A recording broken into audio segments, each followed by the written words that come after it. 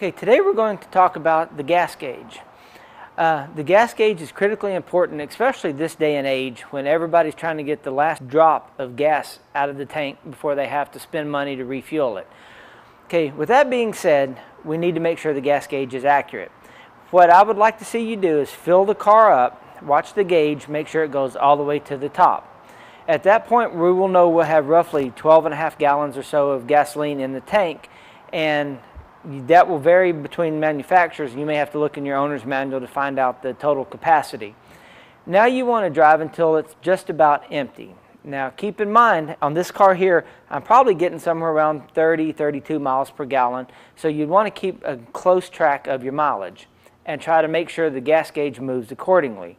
If it does not, if I've driven 350 miles and my gas gauge still reads full, now I need to start doing some troubleshooting. I'm going to start with the fuel gauge itself. Is it getting a signal? To do that, you're going to need to get a wiring diagram and find out which wires signal the gauge from the sending unit in the gas tank.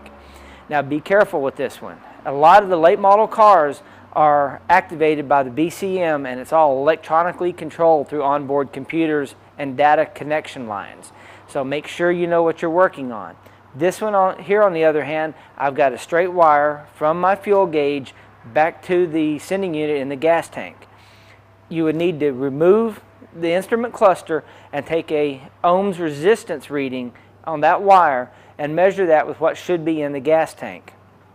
If that reading is correct at the fuel gauge, you would then need to move toward the sending unit in the gas tank to find out why it's not operational. Chances are you're going to find a stuck float or a faulty sending unit, but you need to go through the motions to test that before replacing any parts.